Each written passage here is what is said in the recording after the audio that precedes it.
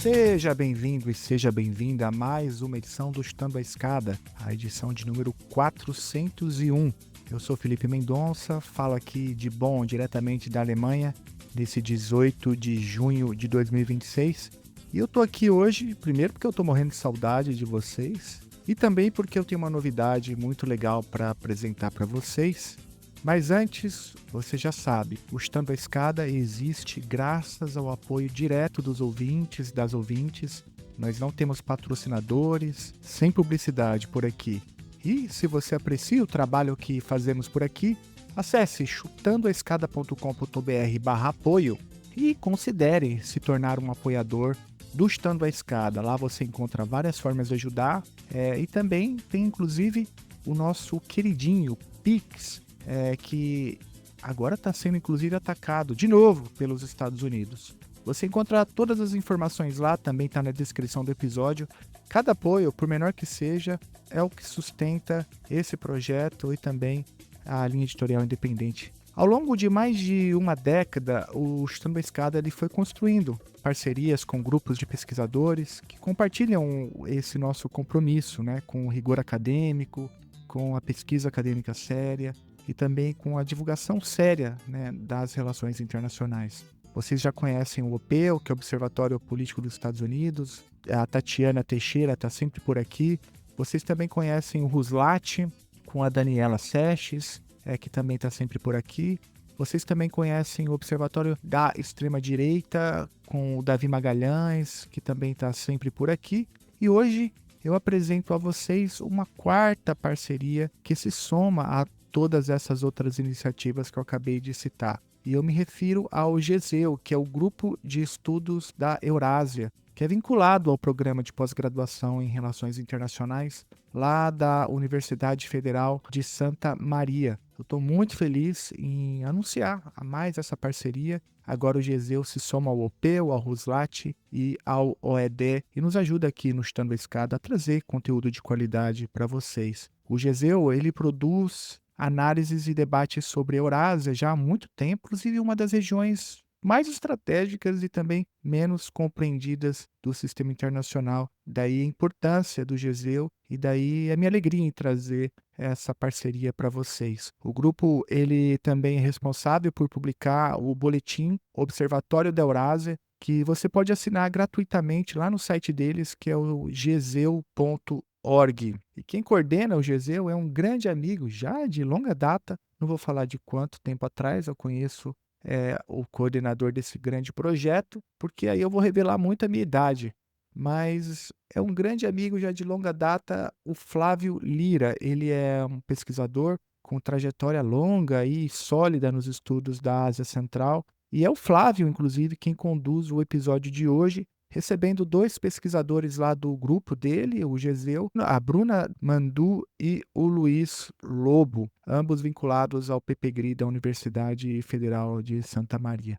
Bom, e o que eles vão fazer aqui hoje? Hoje eles vão falar de um país muito importante, que é o Cazaquistão. Olha, uma pergunta honesta, sem nenhum julgamento. Você sabe apontar o Cazaquistão no mapa?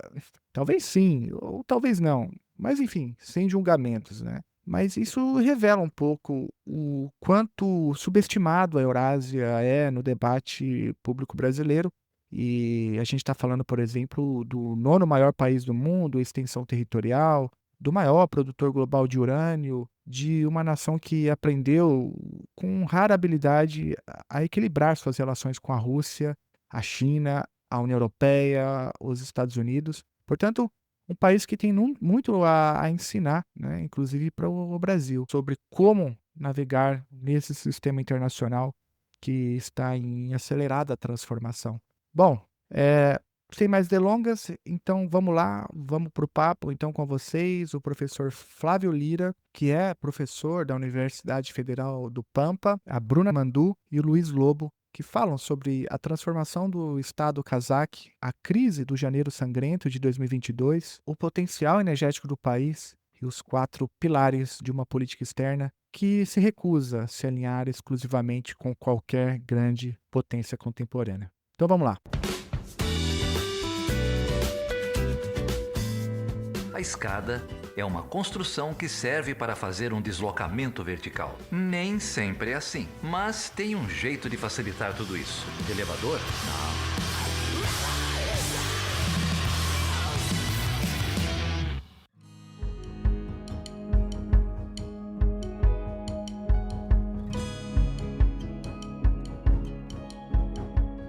Então, nós te damos as boas-vindas a esse episódio do Chutando a Escada. Eu sou o Flávio Lira e hoje nosso destino é um gigante geopolítico que muitas vezes passa fora do nosso radar, Cazaquistão. Para contextualizar, nós estamos falando do nono maior país do mundo em território, espremido entre potências como Rússia e China. E apesar da vasta extensão, ele tem apenas 20 milhões de habitantes. É uma nação riquíssima em recursos e alguns diriam historicamente dependente desses mesmos recursos, como petróleo, gás e urânio, e que hoje atua como vital corredor médio comercial ligando os mercados da Ásia até a Europa. E por que olhar para o Cazaquistão agora? Há poucos dias, a capital, Astana, sediou a cúpula da União Econômica Eurasiática. O bloco, que bateu 80 bilhões de euros em comércio no último ano, agora aposta em inteligência artificial para integrar ainda mais os seus mercados. O evento também foi marcado pela visita de Estado de Vladimir Putin, que selou acordos bilionários, incluindo a construção da primeira usina nuclear Kazakh. O Cazaquistão é um país com uma meta ambiciosa de dobrar sua economia até 2030, buscando se equilibrar geopoliticamente, aumentando sua liderança na Ásia Central e no mundo. E, para nos ajudar a decifrar tudo isso, eu recebo hoje Bruna da Silva Mandu e Luiz Lobo, pesquisadores do Grupo de Estudos da Eurásia e especialistas em Cazaquistão, os dois vinculados ao Programa de Pós-Graduação em Relações Internacionais da Universidade Federal de Santa Maria. Bruna, Luiz, muito obrigado pela participação. Eu queria já pular aqui, nesse nosso primeiro bloco de conversa, perguntando para o Luiz, para situar um pouco, o nosso ouvinte, a nossa ouvinte que talvez não acompanhe a Ásia Central tão de perto, qual que é o real peso geopolítico do Cazaquistão hoje, Luiz? E olhando para a história recente, como que a longa era de Nursultan Nazarbayev moldou o Estado cazaque moderno, desde o colapso soviético até a complexa transição para o atual presidente Kassym-Jomart Tokayev?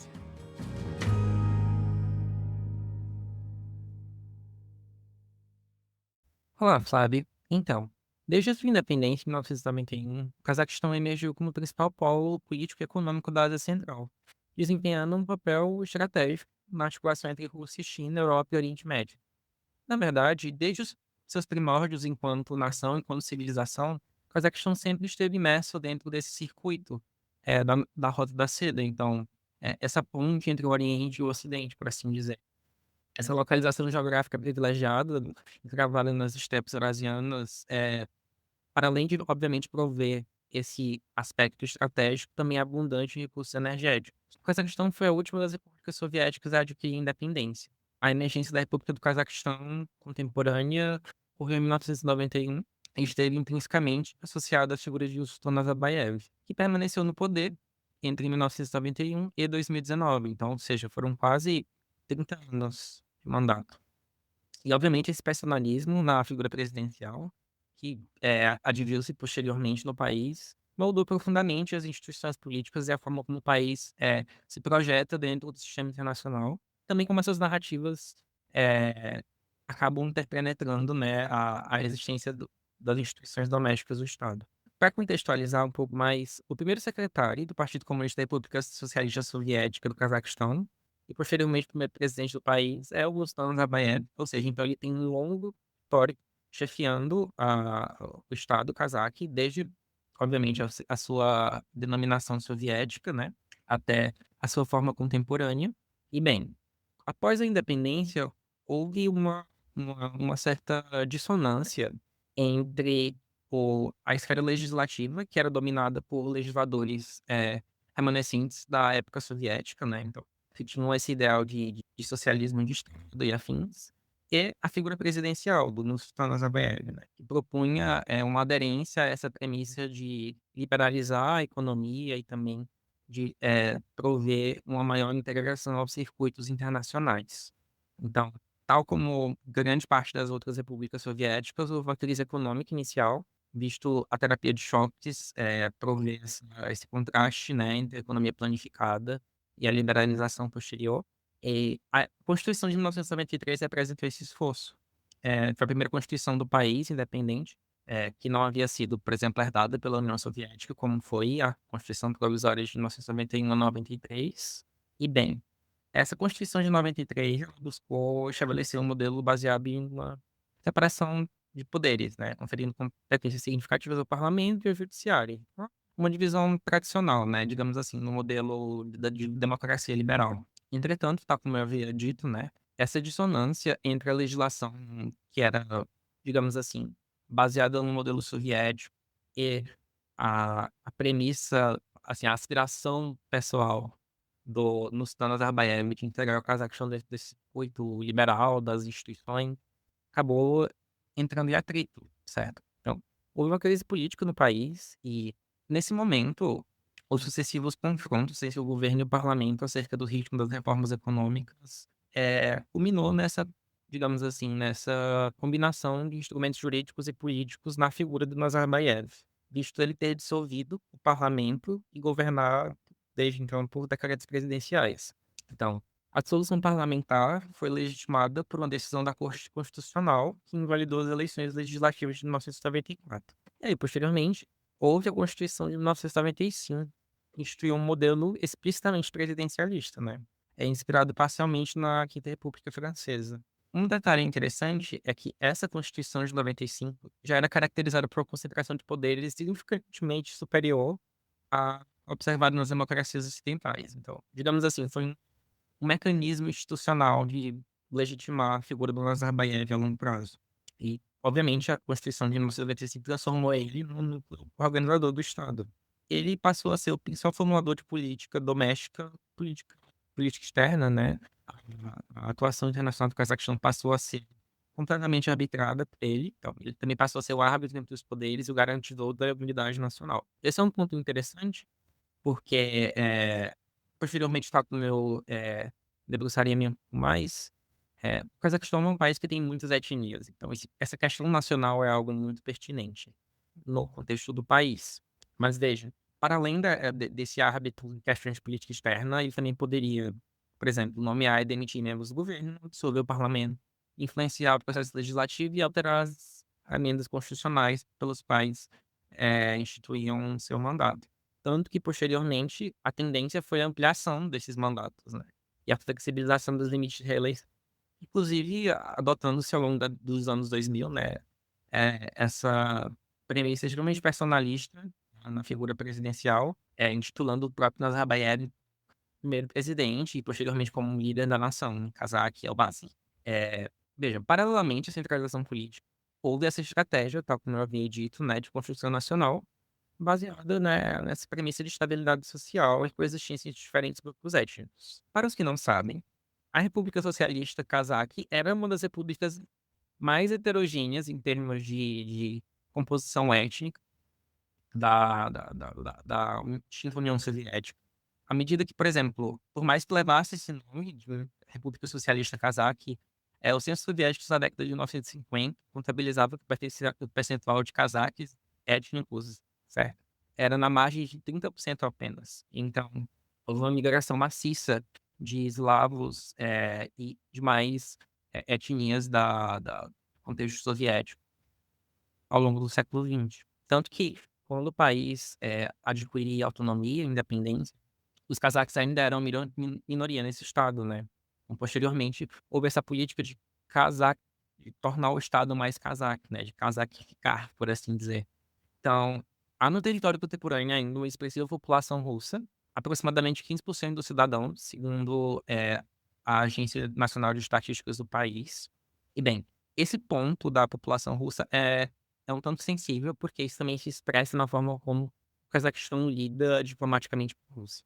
Porque veja, a Rússia é um país que tem uma parceria estratégica, esse vínculo estratégico com o Cazaquistão, e na verdade o Cazaquistão deliberadamente assume essa posição de dependência em relação à Rússia em termos de segurança.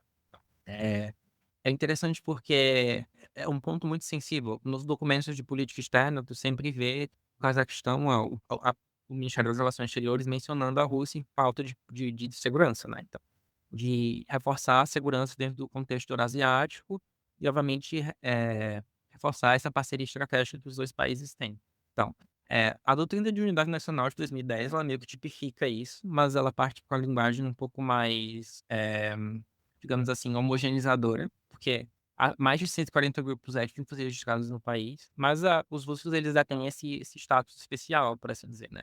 Tanto que o idioma russo preservou status oficial ao lado do cazaque, porque durante o regime soviético, o cazaque foi amplamente descredibilizado enquanto língua de Estado, então geralmente grande parte dos assuntos de matéria do Estado eram falados, eram escritos, eram comunicados em língua russa, e o cazaque acabou adquirindo esse status secundário. Então, hoje, o russo preserva meio que esse aspecto de língua franca entre as diferentes etnias do Estado.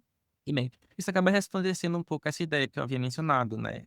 De o nacionalismo no Cazaquistão ser um ponto sensível, porque ao passo que tu tens essa elite cazaque que herda esse aparato institucional burocrático do Estado, tu vê que há uma diferença muito clara entre uma política que é nacionalizante e uma política que é, digamos assim, cívica. Tem-se, quando tu vai te aprofundar nos estudos de nacionalismo, né? Principalmente no caso do Cazaquistão, uma dicotomia fundamental entre o nacionalismo cazaque e cazaquistanês. Pode parecer similar, pode parecer idêntico, né? Mas essa palavra cazaquistanês foi uma tipificação do governo Nazarbayev, da Doutrina de Unidade Nacional de 2010, que se refere a todo o povo que vive no Cazaquistão, não tão somente a etnia cazaque. Obviamente é um esforço de tentar congregar diferentes etnias que vivem no estado e meio que ah, perpassar a ideia dessa narrativa de diferentes povos convivendo em harmonia no país, que não corresponde necessariamente aos fatos, mas essa é a narrativa estatal. Só que alguns analistas de relações internacionais também têm uma ênfase um pouco mais crítica desse discurso, né? À medida que, por exemplo, eles percebem que é uma superetnização do Estado. A etnia cazaque, por mais que ela se vista dessa roupagem cívica, muitas vezes ela faz políticas que privilegiam a etnia cazaque em detrimento das demais.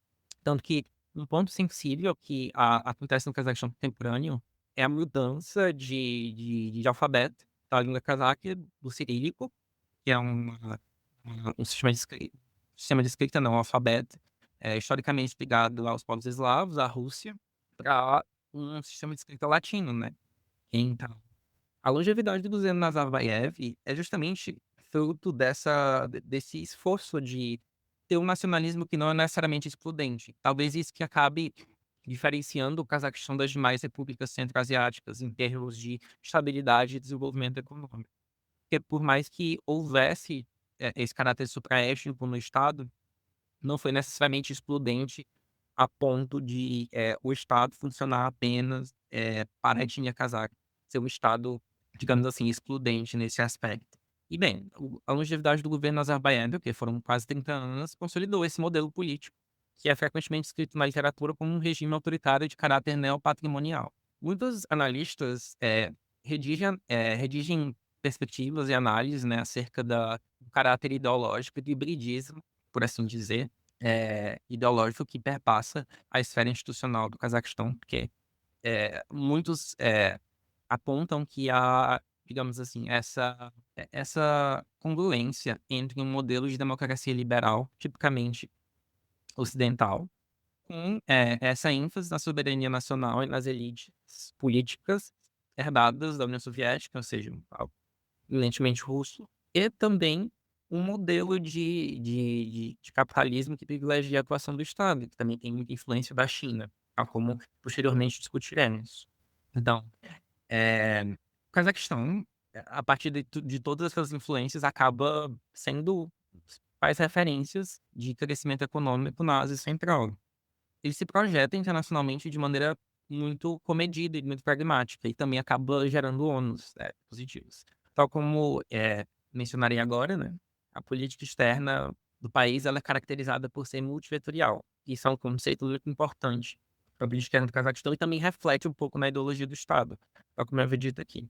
Que a política externa multivetorial, por assim dizer, elas ratificaram nos documentos, no white papers, que chama-se, né, para, para cada década. Então, década de 2020 para 2030, há uma cláusula imensa, assim, comentando acerca das prioridades de política externa do país. A política externa multivetorial, por assim dizer, ela se fundamenta justamente nesse princípio de pragmatismo e autodeterminação nacional. Ou seja, evita-se fazer compromissos de grandes potências de maneira, assim, digamos, exclusiva, alinhamentos exclusivos, por assim dizer, e negocia-se, em certa medida, privilegiando os interesses nacionais. O Cazaquistão é um país muito ativo em fóruns internacionais, assim como, por exemplo, no contexto eurasiano, mas ele obviamente tem suas preferências. Não é exatamente um Estado, digamos assim, completamente subalterno aos interesses da Rússia. Apesar de que muito do politicano do Cazaquistão tende a ter esse compromisso com o contexto de segurança do país, né, o contexto eurasiano, mas é um país que negocia com a China, com os Estados Unidos, com a União Europeia, e é muito ativo em diversas organizações multilaterais, né. Tanto que após a guerra da Ucrânia, a China passou mesmo a adotar uma postura cautelosa em relação a Moscou, né. Ao passo que, por exemplo, eles não necessariamente expressaram, uma um reconhecimento das alterações territoriais decorrentes do conflito, né, das anexações russas do território, eles continuam, por exemplo, tendo negociações diplomáticas cordiais com Moscou. Posteriormente comentaremos mais um pouco a esse respeito. Também questões de matéria nuclear, né, mas, é um país que ele não se compromete, em termos estritos, a nenhuma desses polos de poder. Então é um país que historicamente tem sido, esse ponto de encontro entre diversas civilizações, a chinesa, a russa, a ocidental, e isso acaba também perpassando a sua política externa, assim como a ideologia do próprio Estado em si. Obrigado. É interessante você falar de todo esse contexto, mesmo previamente aqui ou imediatamente anterior ao fim da União Soviética, quando já se desenhava o que seria a nomenclatura dentro do Cazaquistão. Para quem nos acompanha, quando a gente fala de nomenclatura aqui com K, a gente está falando justamente dessa classe política herdeira já de um certo estamento soviético que vai depois ser aquele grupo que vai governar uma série de países no espaço pós-soviético, em especial aqui na Ásia Central. E a gente vê o que foi o governo do Nazarbayev, que de fato, né, vai durar tanto tempo, como o Luiz bem colocou aqui, até justamente o Tokayev assumir o poder em 2019, e quando ele assume o poder, os olhos se voltam novamente aí para o Cazaquistão para ver como é que vai ser, de repente, alguma onda de mudança ou algumas adaptações que talvez se fizessem necessárias no país, depois de um período tão grande sob a égide de um só político, né, que seria o Nazarbayev. E aí a gente entra nessa era do Tokayev, a partir de 2019. E aí eu jogo aqui para a Bruna, porque logo em seguida, né, Bruna, em janeiro de 2022, o mundo vai olhar de novo para o Cazaquistão devido a uma onda de protestos agora, e uma onda de protestos sem precedentes, né, que começou aí como uma queixa, uma reclamação sobre o preço dos combustíveis, vai escalar para uma crise institucional bem grave. Então eu queria te perguntar, Bruna, qual que foi o real estopim dessa crise de 2022 no Cazaquistão e qual o significado da intervenção rápida que a gente vai ter, né, logo em seguida da Organização do Tratado de Segurança Coletiva, ou a OTSC. Muito obrigada pela palavra. Cumprimento a todos que estão nos ouvindo neste momento. Na verdade, então, essa manifestação que aconteceu nos dias 5 e 6 de janeiro de 2022, elas são como se fosse uma continuação, digamos assim, de uma série de descontentamentos da população em relação a muitas coisas, né? A muitos pontos que o Luiz até mencionou anteriormente sobre o governo do Nazarbayev e de algumas características que foram continuadas do governo do Tokayev. Então, as manifestações elas se iniciam principalmente na cidade de Dzhanodzheng, que fica próxima ao Mar Cáspio. Então ela é na região oeste do país, uma cidade muito pequenininha, uma vila muito pequena. E essas manifestações, elas se iniciam, então, justamente por uma crise no valor dos combustíveis, que praticamente duplicaram de valor naquela época. Mas essa mesma cidade, ela já tinha sido palco de uma manifestação anterior, que aconteceu em 2011 por trabalhadores que estavam reivindicando melhores condições para realizar os seus trabalhos, né, naquela época. E a manifestação de 2011 foi fortemente reprimida durante o governo de Nazarbayev. E essa grande repressão policial acabou gerando, na época, 17 vítimas fatais e algumas outras pessoas feridas. Então foi um conflito local, não se estendeu para o resto do país naquela época, em 2011. Porém, a lembrança, né, a memória desse primeiro acontecimento acabou ressurgindo na população, pelas notícias, enfim, em 2022, quando nessa mesma cidade ocorre, né, iniciam essas manifestações decorrentes do aumento, né, da crise, do aumento do preço dos combustíveis, consequentemente também eleva-se os preços de insumos básicos e, enfim. Mais especificamente sobre o que aconteceu em 2022, então, a gente tem uma manifestações que, no caso, como mencionei, iniciaram nessa cidade de Dzhanaozen, perto do Mar Cáspio, e elas vão se estender de modo generalizado para todas as outras, regiões do Cazaquistão. Mas o conflito se intensificou mesmo, se tornou muito mais evidente na região de Almaty, que é uma das principais cidades do país e é uma das cidades mais populosas também. E nessa manifestação específica em Almaty, também ocorreram uma maior concentração de repressões e de violações dos direitos humanos. Especialmente porque, durante as manifestações populares e majoritariamente pacíficas, além da forte repressão policial, também ocorreram o bloqueio de sinais de internet, sinais de televisão, então praticamente a população inteira ficou bloqueada, não teve acesso às informações do que estava acontecendo fora do Cazaquistão, tampouco conseguiam transmitir as próprias informações do que estava acontecendo com elas para outras partes do mundo, até para outras partes do próprio país. Esse fator também se intensifica pelo fato de que as forças militares, as forças policiais, elas receberam ordens do governo para que elas atirassem para matar os manifestantes. Não eram tiros, para dispersão, mas eram sim tiros para, realmente acabar com aquele tumulto, né, com aquelas manifestações, pacíficas no país, especialmente em Almaty. E, a narrativa do governo é de que estes manifestantes, na verdade, eles estavam sendo conduzidos por grupos, insurgentes, principalmente de caráter internacional. Então, o governo de Tokayev acabou considerando essas ofensivas como um ataque ao próprio governo. E números oficiais fornecidos, né, dados fornecidos pelas fontes oficiais do governo, dizem, né, que durante o período dessas manifestações, então, no dia 5 e 6 de janeiro de 2022, aproximadamente 238 vítimas fatais decorreram, sendo 219 civis e 19 agentes de forças militares. E, para além desses números expressivos para, né, quantidade de vítimas fatais de uma manifestação popular, também estima-se que 4.500 pessoas, sofreram ferimentos nessas manifestações e cerca de 10.000 pessoas foram detidas e acusadas de terrorismo ou de fazerem parte de organizações criminosas. Então, essas pessoas foram consideradas, ameaças ao governo e à população do Cazaquistão de modo geral.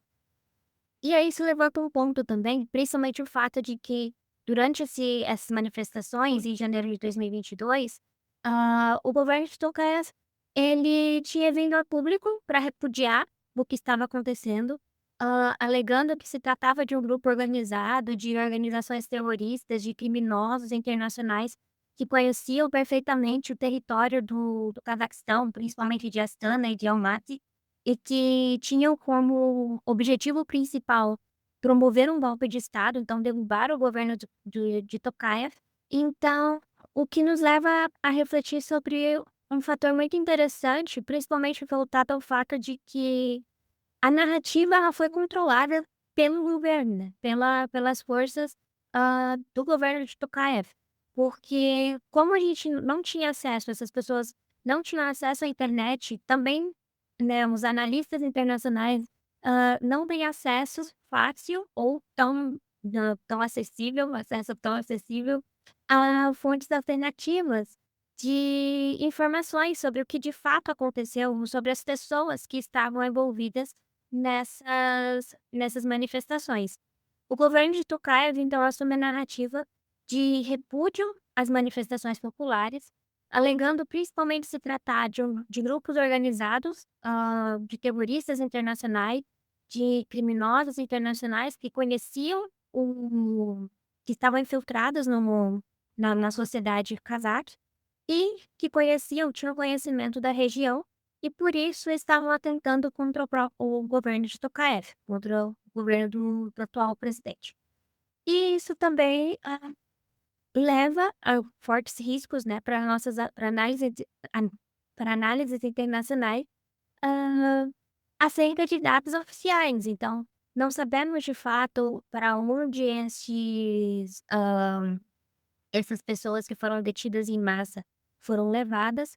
Entretanto, hã, analistas internacionais, principalmente voltados a questões de direitos humanos, ou órgãos internacionais como o Human Rights Watch, indicam, né, fazem análises de que houve a utilização de torturas e desaparecimento de detidos nesse período, além de prisões que não foram submetidas a um julgamento. Então, pessoas que foram detidas imediatamente após as manifestações, algumas delas desapareceram, outras foram torturadas, e elas não tiveram o direito de ter um julgamento justo ou o direito a uma defesa durante esse período.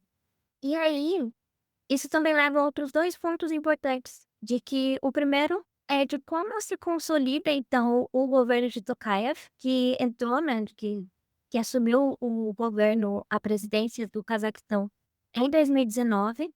E outro ponto muito importante é sobre a ação internacional nesse caso, principalmente pela atuação da OTSC nessa nessa situação. Em relação à consolidação do governo de Tokayev, a gente tem então uma transição do governo de Nazarbayev, que tinha se consolidado, como o Luiz mencionou, em bases de caráter autoritário, com uma constituição que concentrava grande parte do poder, na figura do presidente. E com a ascensão de Tokayev em 2019, a população buscava ou tinha uma expectativa geral de que ocorreriam mudanças políticas graduais, pelo menos, em relação à condução do governo, principalmente voltado à própria população, né, aos próprios civis. Porém, com o episódio do Janeiro Sangrento, a gente percebe, né, evidenciou-se a manutenção do aparato autoritário do governo e embora, ele tenha voltado atrás depois das manifestações, depois dos resultados, né, e também principalmente, não vamos deixar de mencionar, sobre as acusações internacionais de violações de direitos humanos, o governo de Tokayev volta atrás em relação a principal ponto, que seria o estopim dessa manifestação, ao aumento do preço dos combustíveis e gradualmente vai adotando, então, uma política de novo Cazaquistão, que seriam reformas políticas e fortalecimento de poderes regionais para contrabalancear o poder que ele, como presidente, tem em relação à população civil. Ah, Porém, por outro lado, né, isso é o que aconteceu nas legislações, porém na política real, no que de fato foi colocado em prática, foi a manutenção do status quo, a manutenção da conexão entre o governo, entre a classe dirigente e as elites econômicas, e pouca ou quase nenhuma liberdade de expressão, principalmente para repórteres independentes, principalmente para mídias independentes, em relação ao que acontece no estado. Então, até atualmente, quando a gente procura sobre alguma temática, é sempre importante observar o que está sendo retratado na mídia oficial, na mídia estatal, e o que é retratado em mídias alternativas, com observadores em loco ou com, enfim, ONGs de direitos humanos, para, enfim, contrabalancear e observar os dois pontos dessa equação, digamos assim. E outro ponto também que falei que ia mencionar nessa questão das manifestações do dia 5 e 6 de janeiro de 2022 é a atuação da OTSC. A OTSC é a Organização do Tratado de Segurança Coletiva, que é uma aliança militar intergovernamental que foi fundada, primeiramente, em 1992 e é liderada pela Rússia, principalmente. E um pilar fundamental dessa organização é a defesa mútua entre todos os Estados-membros. Então, se um Estado ele for alvo de algum tipo de agressão, os demais devem fornecer assistência militar, política e econômica para que, enfim, possa ser superado aquele episódio de agressão. Atualmente, o tratado ele é assinado pela Rússia, Armênia, Belarus, Cazaquistão, Quirguistão e Tajiquistão. E por que eu trago esse ponto para a gente, né, analisar no podcast de hoje? É porque durante as manifestações, o presidente do Cazaquistão, então Tokayev, ele aciona a OTSC para atuar na repressão, né, na contenção, não repressão, na contenção das manifestações, evocando o artigo número 4 do tratado, que versa sobre a assistência mútua, inclusive militar, em caso de agressão externa contra um Estado-membro.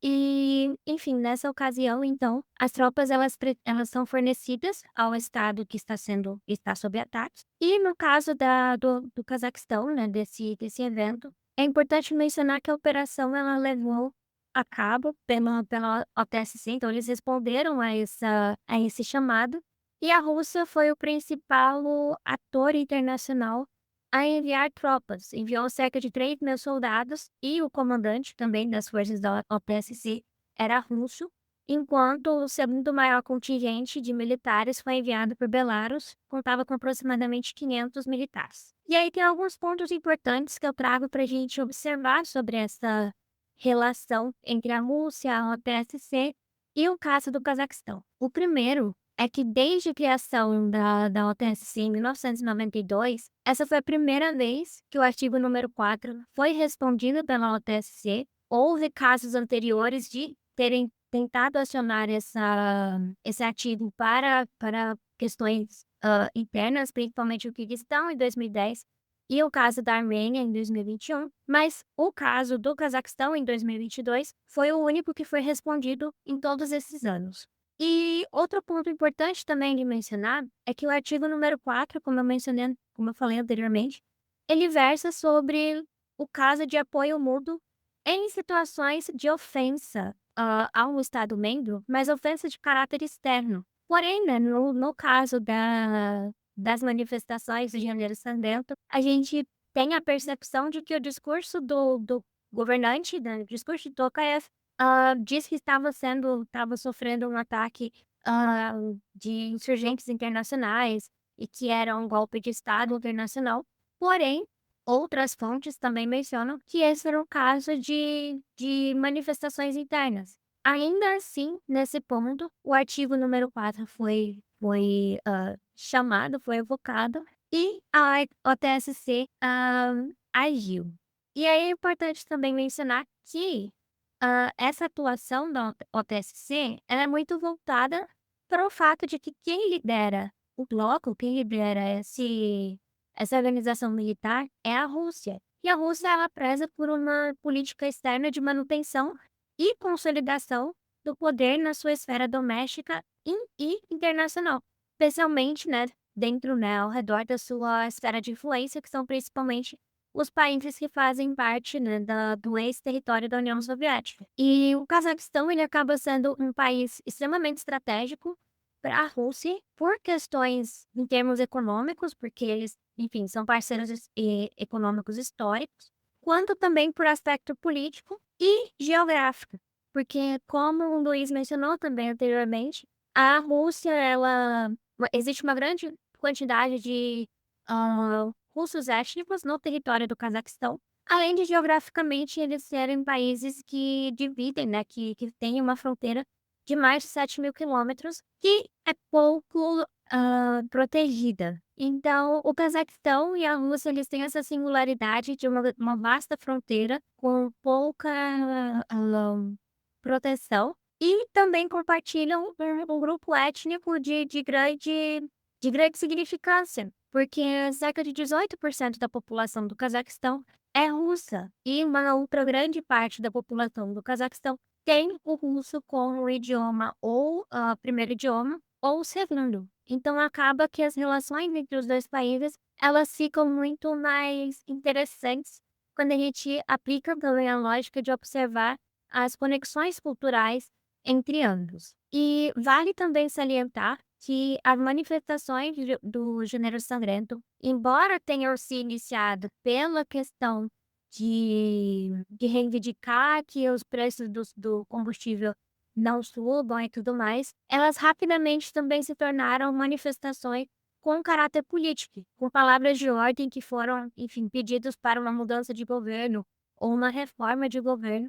Porém, isso afetava fortemente os interesses da Rússia, especialmente porque, dando voz a manifestações para a mudança de governo no período de início do governo do Tokayev, também surgia a possibilidade ou a ameaça, aos olhos da Rússia, da ascensão de um governo que fosse um pouco mais voltado ou um pouco mais pró-Ocidente. Então, esses são alguns pontos que a gente também tem que levar em consideração quando observa a participação da OTSC neste caso específico e também algumas consequências, né, do que foi essa atuação para as relações entre a Rússia e o Cazaquistão. Então, a consequência, né, para fechar essa parte da minha fala, a gente observa também que uma das consequências, né, uma das consolidações desse ato internacional, principalmente liderado pela Rússia, no caso do Janeiro Sangrento, evidenciam a manutenção da Rússia como um ator de relevância internacional, especialmente no que tange a conflitos locais, e a manutenção dessa posição ela também vem em contraponto à adoção de uma política externa multivetorial do ponto de vista do Cazaquistão. Porque ao passo em que economicamente, então, o Cazaquistão ele vem buscando aliados internacionais, que a gente vai falar um pouco mais adiante, a Rússia ela se restabelece como um ator que não pode ser ignorado frente à sua, enfim, conexão, seu caráter de vizinhança também, e seu caráter de principal ator histórico na região. Então, o envio das tropas, né, russas por meio da OTSC reafirma a posição da Rússia como a principal fonte de segurança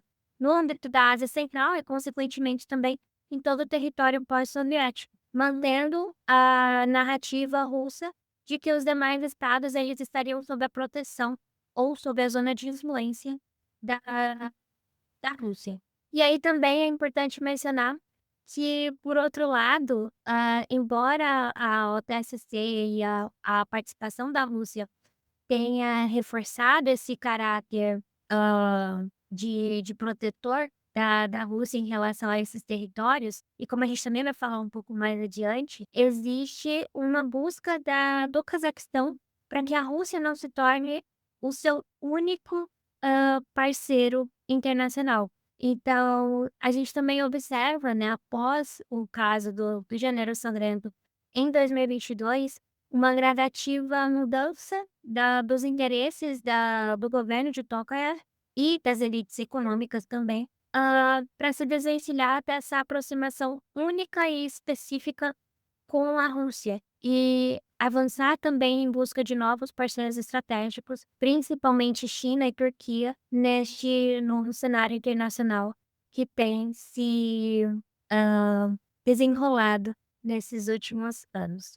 Certo, Bruna, obrigado. Quando você estava falando aqui das dificuldades, muitas vezes, de se encontrar relatos confiáveis sobre o que aconteceu naquele momento de janeiro de 2022, isso me remete muito a questões comuns que nós temos quando pesquisamos a Ásia Central, que é ter acesso a não só documentos que sejam, enfim, fidedignos ou que sejam, de fato, algo que espelhe a realidade, como quando a gente está falando em especial aqui da parte da imprensa, como é bastante delicado, de fato, termos aí um acesso confiável novamente ao que vem de lá e ao que vai ser mais ou menos enviesado, né? Então também é uma região, a Ásia Central como um todo, e o Cazaquistão não vai destoar muito disso, dependendo da situação, em que você vai ter muitas vezes um certo obstáculo, né, uma dificuldade talvez constante de ter acesso a informações que não sejam tão enviesadas. E aqui é claro, né, isso aí o ouvinte já está mais do que familiarizado, na verdade, com essa ideia, né, porque eu acho que se fala disso em vários outros episódios aqui do Chutando a Escada. A gente não pode pensar que existe uma isenção real quando o assunto é tratar de determinada região ou de determinado fenômeno sociopolítico, né? A gente sabe que, no fim das contas, a gente sempre tem vieses aqui se desenrolando nessas interpretações, enfim, visões de mundo que se aplicam a tudo aquilo, mas ainda assim, em alguns casos, a dificuldade ela é muito maior para você conseguir, muitas vezes, acesso aqui a números e a relatos básicos, né? É muito importante também a gente trazer esse tipo de acepção, né, de percepção, talvez, também geopolítica local, para entender quais que são as forças aí que estão desempenhando um papel, talvez até motor nessa região. E no início da gravação aqui a gente tinha mencionado, inclusive, o encontro da União Econômica Eurasiática em Astana, né, no fim de maio, e nesse encontro se discutiu aí tanto o futuro da inteligência artificial na região, uma governança comum em inteligência artificial entre os países do bloco, né? Também o futuro da energia cazaque, particularmente na área nuclear. Cazaquistão, então, já passando aqui a bola nesses nossos minutos finais aqui, né, para o Luiz e para o Bruno. Cazaquistão, eu queria ouvir de vocês nesse aspecto, né, o que vocês interpretam quando a gente está falando de energia no Cazaquistão, porque ele é uma potência energética incontornável. Ele é tão pouco conhecido muitas vezes fora da Eurásia quanto ele é importante energeticamente. Então, ele sendo uma potência energética incontornável, né, tanto na exportação de petróleo e gás, quanto como o maior produtor global de urânio, como que o país utiliza essa arquitetura energética para sustentar essa sua política externa multivetorial, que tanto o Luiz quanto a Bruna aqui mencionaram, né? Como que o país, então, utiliza, né, todo esse arcabouço energético dele para sustentar essa política externa multivetorial? Como que a gente pode pensar no Cazaquistão como um grande ator a partir aqui do elemento energético? E aí um segundo ponto, né? Como que é a dinâmica diária de ter a Rússia como garantidora histórica da segurança, né, na esteira aqui do que a Bruna trouxe, Moscou sendo aquele garantidor, qualquer que seja aqui a interpretação da validade dessa intervenção, dessa garantia, mas a garantidora histórica da segurança na região. Como que é a dinâmica diária de ter a Rússia como garantidora histórica de segurança, a China avançando pesadamente na economia, né, com essa nova rota da seda, e ainda assim buscar manter laços comerciais vitais com a União Europeia, né? Então, a gente está falando dessa multivetorialidade aqui do Cazaquistão. Um lado, a gente vai ter aqui a Rússia garantindo a segurança, ou buscando garantir a estabilidade regional através de segurança tradicional, a China avançando através da nova rota da seda economicamente, e Astana buscando aí manter laços comerciais importantíssimos com a União Europeia, né? Então, como que a gente pode ver tudo isso aqui? Então, eu passo primeiro aí para você, Luiz, e daí, se a Bruna quiser complementar, para a gente aí fechar, né, essa nossa rodada aqui de discussão sobre o país.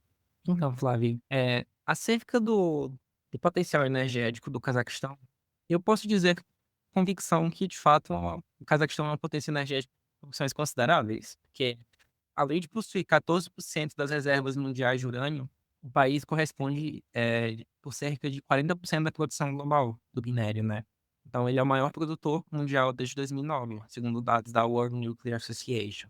E essa posição de maior produtor, né, de urânio enriquecido confere à Astana, no caso do Cazaquistão, esse importante instrumento de barganha quando se trata de termos diplomáticos. Então, aliando esse potencial energético do país à política multivetorial, tem-se justamente que diversifica-se as parcerias econômicas e firma-se, por exemplo, laços econômicos e institucionais com outros países, laços diplomáticos, por assim dizer, mesmo que pragmáticos, tem um alinhamento em sentido mais incondicional assim, do termo, né?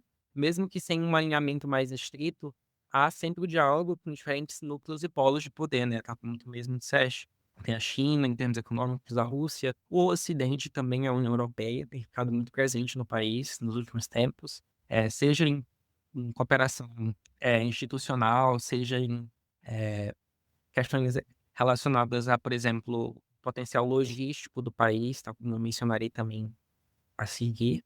Mas a energia é esse recurso político central para a operacionalização da política externa do Cazaquistão, concebida, então, nestes modos multivetoriais, né? Então, essa política externa, ela distribui as dependências estratégicas entre os diferentes atores. Então, caso você for abrir um mapa da Ásia Central, você vai ver que o Cazaquistão fica bem no centro, assim. Então, os atores mesmo chamam os países da Ásia Central de periferias centrais.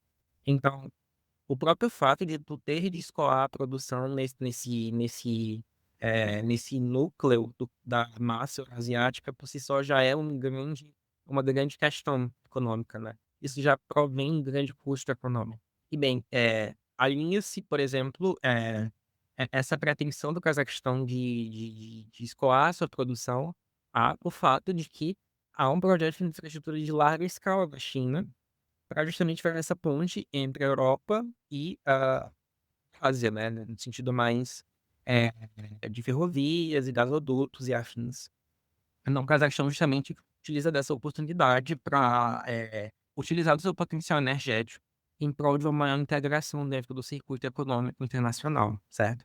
Então, o Cazaquistão, desde 2014, integrou completamente a sua economia, a Rota da Seda, no plano chamado Lurizol. Eu não sei ao certo pronunciar as palavras em cazaque, perdoe-me, mas se chama O Futuro Brilhante, traduzindo-se para a língua portuguesa, que é justamente esse projeto de integrar a economia do país à nova Rota da Seda e fazer do país um hub logístico, nessa iniciativa de tornar-se corredor médio, por assim dizer. Esse estado que seria, em certa medida, essa via logística entre a região do oeste da China, né, e a Europa, entre a região do Cáspio, né. Então tu percebes isso, por exemplo, quando tens a guerra da Ucrânia. A União Europeia é o principal mercado para as exportações energéticas cazaques. Então, 80% das exportações de petróleo do país são destinadas à União Europeia.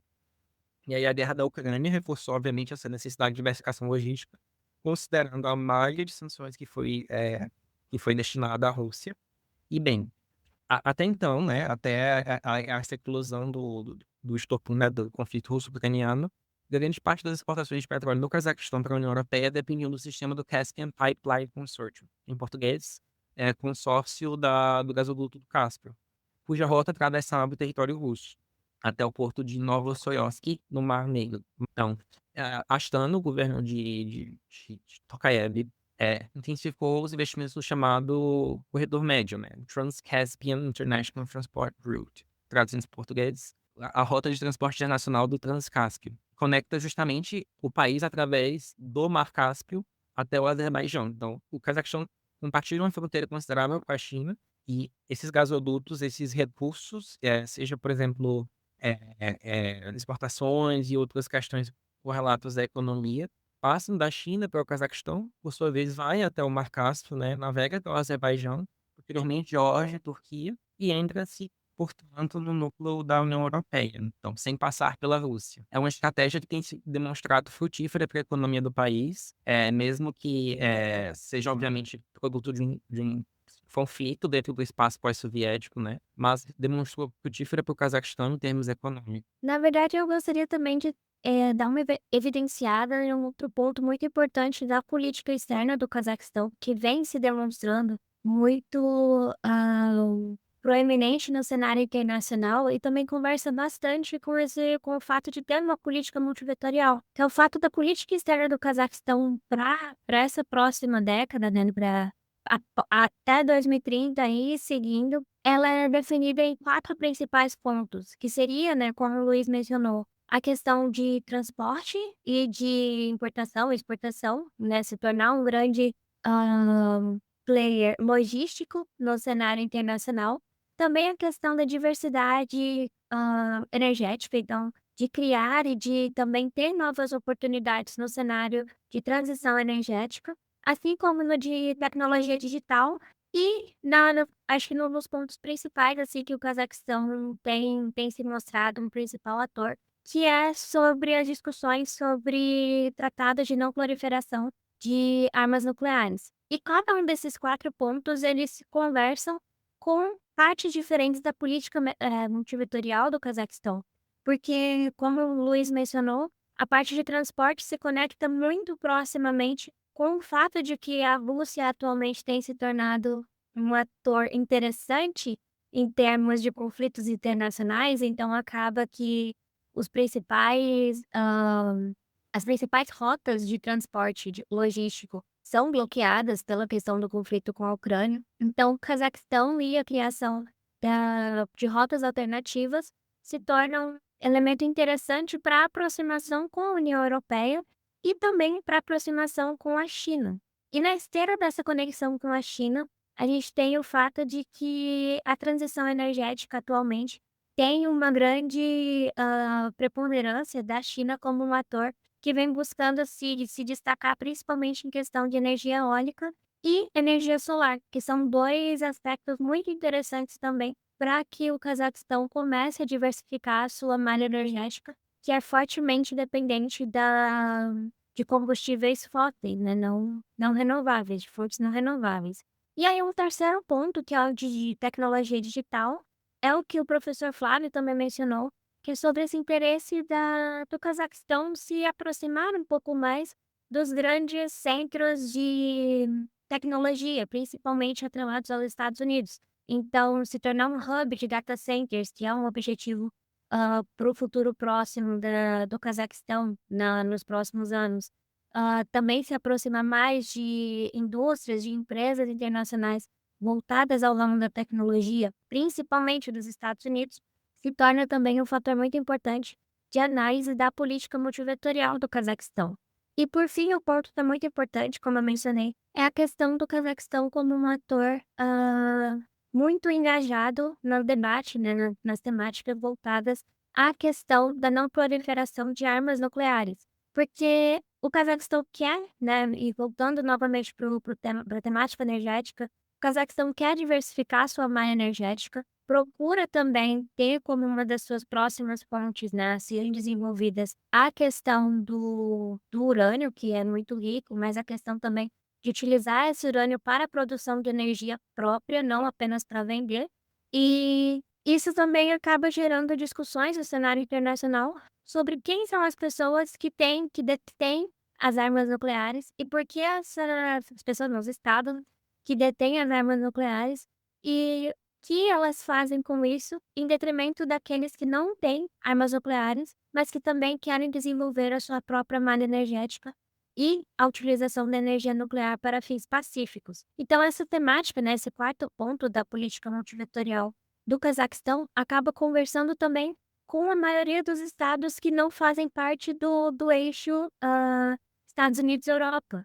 E isso também acaba trazendo, né, atraindo um pouco mais de atenção para o fato de como a política multivetorial, a política externa multivetorial do Cazaquistão, ela busca conversar com atores diferentes, em cenários diferentes, para que o Cazaquistão ele não fique centrado ou isolado e atrelado apenas a um ou outro ator internacional.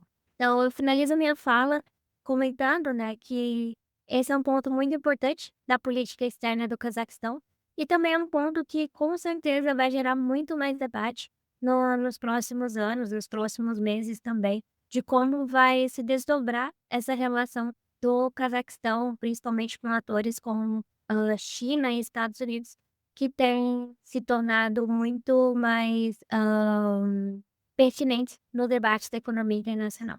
Muito obrigada. Muito bom, obrigado, Bruna, obrigado, Luiz. É sempre muito bacana a gente ter essa visão aqui, mais pesquisadores que estão ao mesmo tempo que já são especialistas como vocês, ainda estão aí no primor, né, da juventude, que conseguem trazer toda essa animação e esse interesse, né, por essa temática. Vocês vão talvez concordar comigo, tá? E como alguém aqui que trabalhou pesquisando a Ásia Central durante muitos anos também, é tão desafiante a região como é apaixonante também.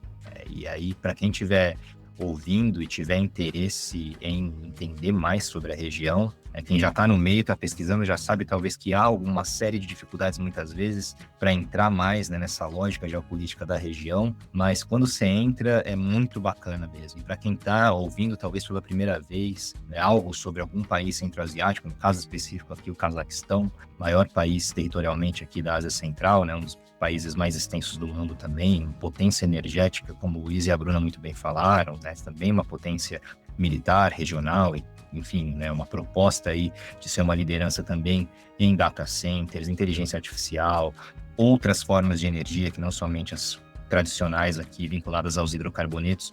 Quem tem interesse em descobrir um pouco mais sobre tudo isso, vai atrás, vale muito a pena, porque a gente descobre que, de fato, né, na Eurásia a gente tem, na verdade, regiões específicas que têm dinâmicas muito, muito interessantes mesmo. Eu queria agradecer muito aqui a Bruna e o Luiz pela participação, por aí ficarem esse tempo conversando com a gente sobre uma temática que, na verdade, a gente quis dar esse perfil maior do Cazaquistão contemporâneo, né, Bruna, Luiz, mas que, por mais que a gente tenha passado aqui mais ou menos uma hora falando dele, a gente ainda só pincelou, né, um país que tem uma complexidade, uma conformação aí social, política e econômica tão eu diria, complexa, mas que vale muito a pena a gente ter feito aqui esse esforço de trazer um panorama geral aqui. Então, eu agradeço muito a vocês dois aí. Se quiserem rapidinho aí, Bruna, Luiz, darem umas palavrinhas finais aí pra gente se despedir. Agradeço a oportunidade, professor Flávio, de ter sido convidado para participar do podcast. É sempre bom conversar acerca de um tema que eu particularmente acho fascinante, que, bem, pode encorajar mais pessoas mais interessadas nas relações internacionais, entender um pouco mais dessa região, que para alguns é um tanto misteriosa, né? Para mim era, antes de eu começar a estudar, acho que foi esse ímpeto inicial de curiosidade que me permitiu aprofundar o meu conhecimento na área. Eu agradeço muito a oportunidade, eu acho que é sempre muito bom ter espaços para conversar e debater, também apresentar um pouco mais, né, dos estudos sobre a Ásia Central, que ainda é uma área um pouco explorada dentro da pesquisa no Brasil, ao meu ver. E é sempre muito bom também compartilhar conhecimento, aprender um pouco mais. Então, eu fico muito feliz pela oportunidade. E agradeço novamente, Flávio, pelo convite. E estou disposta também para outras oportunidades que vierem. Muitíssimo obrigada. Valeu, pessoal. Bom, e assim chegamos então ao fim do nosso episódio de hoje. Eu quero agradecer imensamente a Bruna e ao Luiz por compartilharem conosco as análises deles tão ricas, tão necessárias. Como ficou claro na nossa conversa de hoje, né, entender o Cazaquistão vai muito além de olhar para o centro da Ásia. A gente está falando aqui de uma verdadeira peça-chave na Eurásia. Observar as parcerias estratégicas que a Astana vai construir é fundamental para a gente compreender essa nova geopolítica global que está se formatando. É um país incontornável, usei essa palavra antes, uso novamente, é um país incontornável para quem quiser entender para onde o mundo está caminhando. Para você que nos acompanhou até aqui e quer continuar explorando mais o Cazaquistão, eu convido você a visitar o site do Grupo de Estudos da Eurásia em geseu.org, geseu.org. Lá você vai encontrar mais materiais, artigos e debates para aprofundar tudo que a gente discutiu aqui hoje. E você também pode se cadastrar para receber semanalmente os boletins do Observatório da Eurásia no seu e-mail. Então, muito obrigado pela sua escuta, um grande abraço e até a próxima.